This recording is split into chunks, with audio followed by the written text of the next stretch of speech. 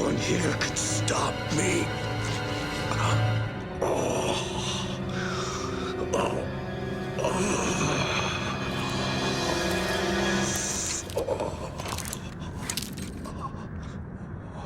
What a surprise. Here I was looking for you, and lo and behold, you come to me. Mary. Don't ever call me that again. My mother was the only one who could say my name. Wait. Please. Do you really want to shoot me? Can you shoot me? Your own father? What have I done wrong? Even the heroic Sparta sacrificed a woman so that he could become a legend. I wish to be a god! And I sacrificed one miserable human being for that reason. That is all. Was that really so awful? I have some unfinished business to take care of. Help me, Mary. Mary died a long time ago. My name is Lady. Goodbye, Father. No!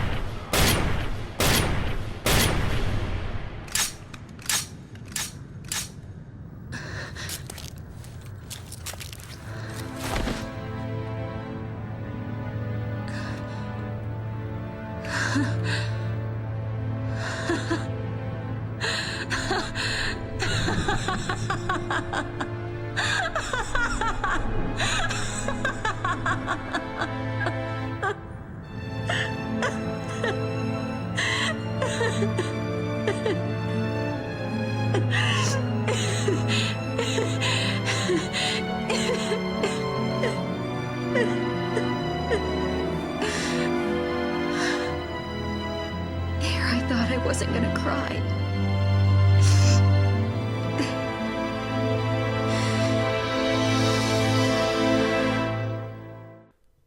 Well, that about wraps up Arkham story, although this does admittedly come back in a slightly underwhelming way in Devil May Cry 5 where this scene is actually brought up, but yeah, a lot of complicated grief in Lady's aspects, but yeah. I guess a lot of it hinges on how Arkham was really like as a father before all this started.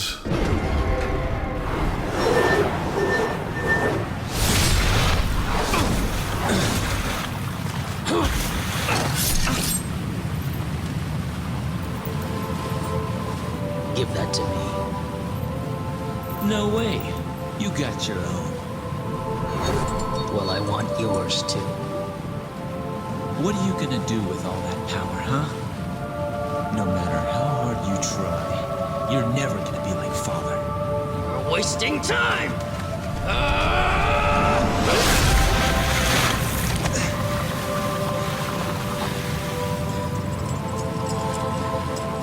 We are the sons of Sparta. Within each of us flows his blood. But more importantly, his soul!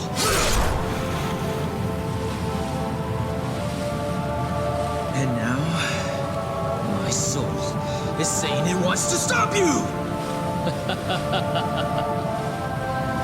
Unfortunately, our souls are at odds, brother. I need more power.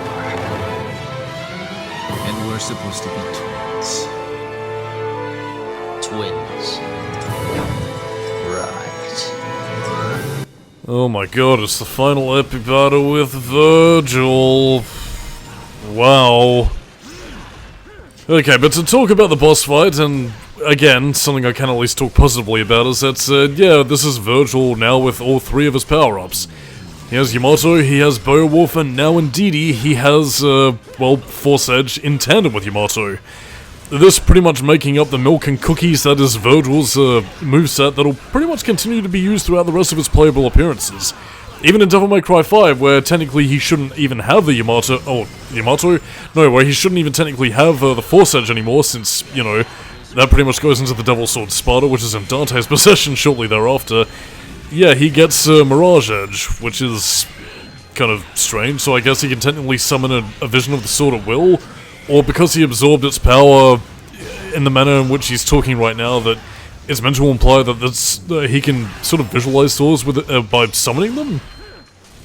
Oh, that might be... then again, maybe it's just me projecting, but that could be an interesting power to sort of explore if Virgil's going to make another appearance in the series, and God knowing, he's got a lot of mistakes to make up for, as you're going to be seeing here.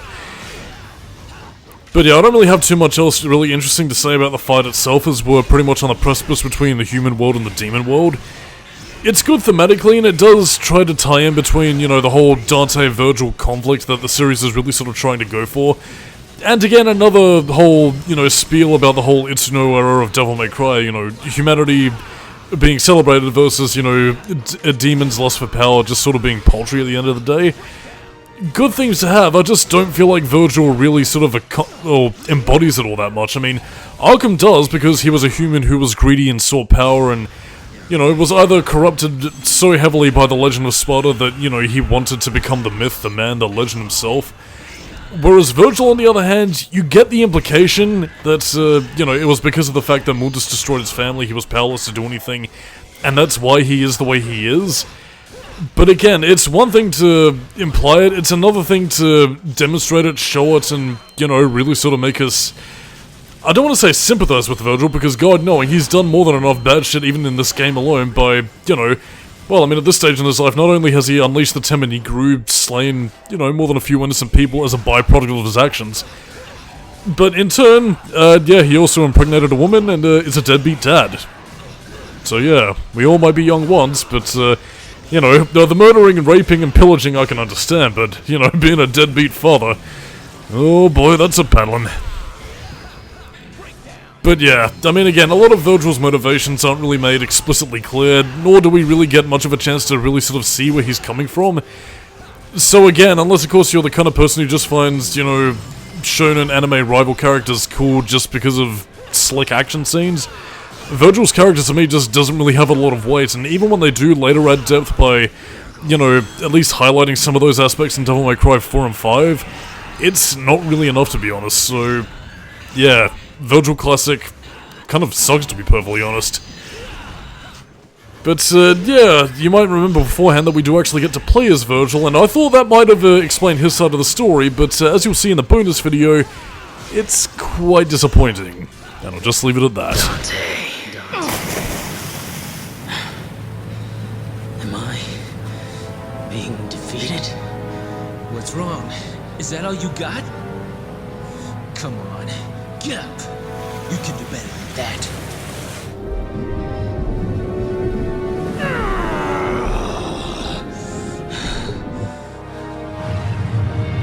The portal to the human world is closing, Dante. Because the amulets have been separated. Let's finish this, Virgil. I have to stop you. Even if that means killing you.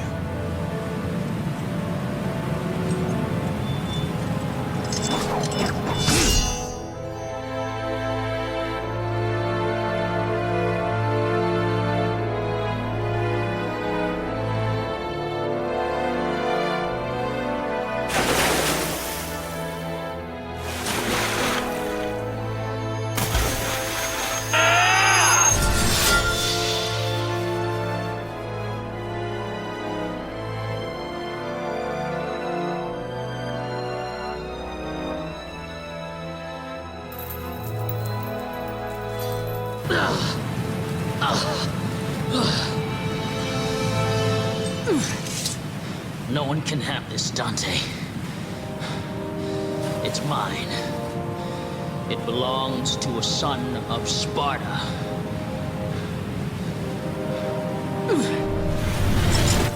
Leave me and go, if you don't want to be trapped in the demon world. I'm staying. This place was our father's home.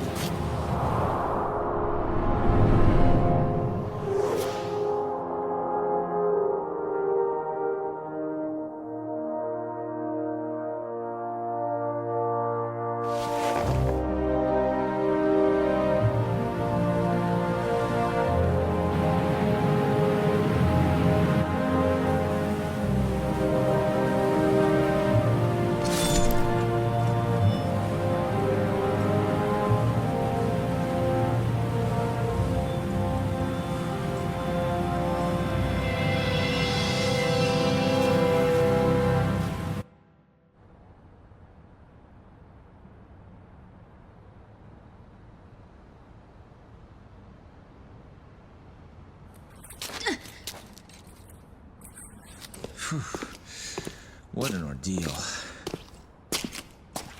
You're still here.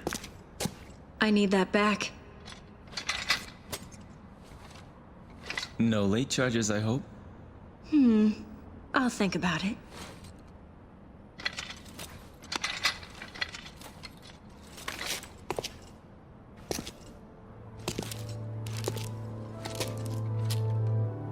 We should be fine for now. But I'm sure they'll be back soon. Very soon.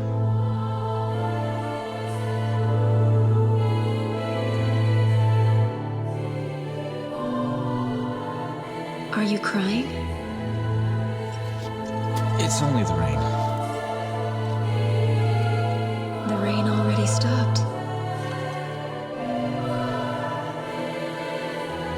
Devils never cry. I see. Maybe somewhere out there, even a devil may cry when he loses a loved one. Don't you think? Maybe. By the way...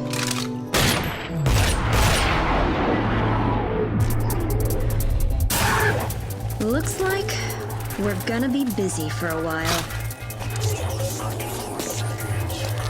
Well, bring it on. I love this. This is what I live for!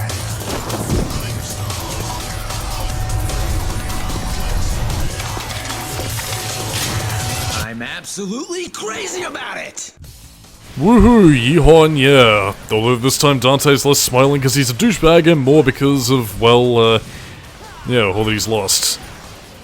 I mean, when I first played this, one of my initial complaints was that, you know, for the ending scene specifically, why the hell is he sad about Virgil when he was such a colossal dick shit, but, yeah, neither here nor there in this case. It's really just more a factor of, complicated grief. I mean, again, Virgil's evil and needed to be stopped, but at the same time, this was also Dante's brother that he grew up with, and... yeah, I mean, again, playing this at an older age, I can sort of understand the whole complicated grief aspect, which, again, does give him an interesting parallel with Lady, who, you know, now becomes his partner. Oh, and by the way, in a similar vein to, like, the continuity error with, you know, Trish at the end of Devil May Cry 1, having the Devil Sword Swatter while Dante uses Force Edge, yeah, we also have, Kalina Ann, while Lady also has Kalina Ann. Whoops. But anyway, that was Devil May Cry 3. What did I like about the game? I like the last couple of levels. I like the combat. I like the soundtrack's pretty decent. Yeah, that's about all I got, really.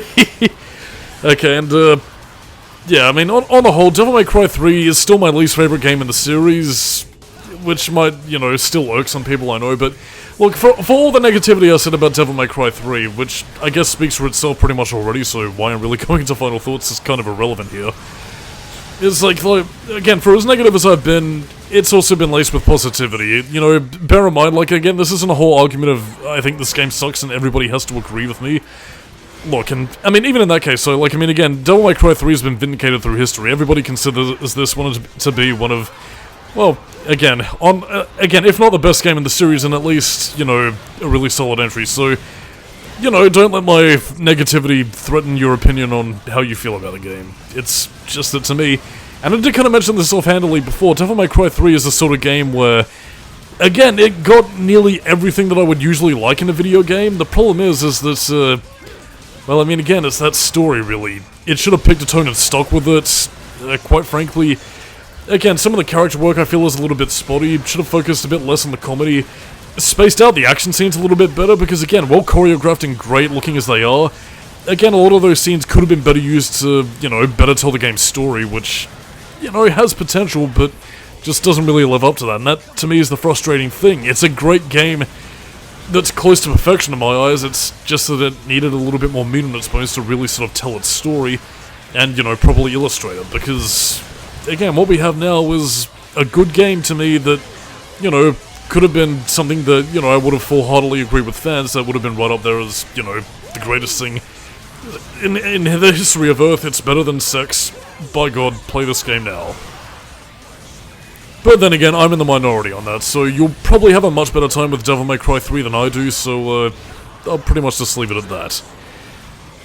Anyway, not too much time left, so I guess next time on Solidus-Skully's Commentary Land will be Fahrenheit for the PlayStation 2, released in the same year as Devil May Cry 3 in 2005, and yeah, if you thought this game was too fun, well, prepare to get less emotional, less sad, less drama, with emotion with the David Cage game. Catch you dudes and do that later, and yeah, by the way, if you kill 100 enemies in this credit sequence, you get a special reward. You'll be seeing that in the bonus video. Bye-bye.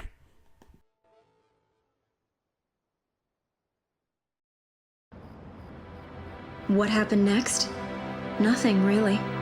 We took care of all the remaining devils, and that was it. I still have a job to do that's far from done, which is to eliminate every last demon.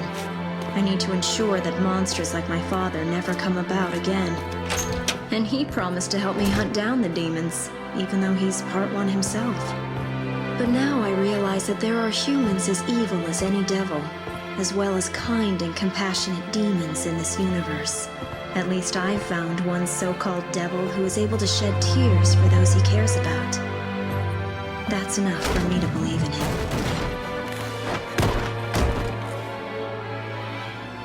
Now I can start my business. Oh, speaking of a kind devil, he finally decided on a name for his shop. It took him quite a while to pick one. Wanna know the name? Devil May Cry.